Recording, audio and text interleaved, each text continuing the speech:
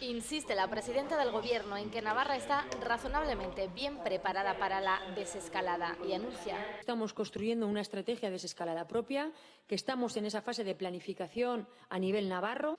No será fácil.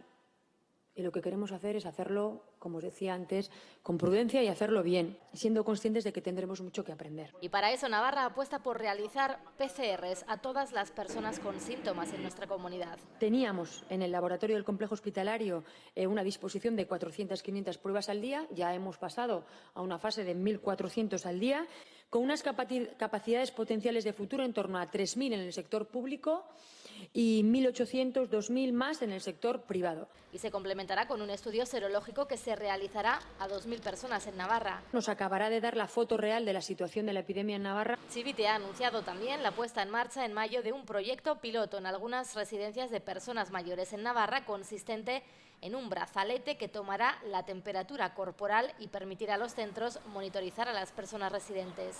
Y ha dicho que después de los menores, el próximo colectivo que espera que pueda salir a la calle es el de las personas que necesitan caminar por razones de salud.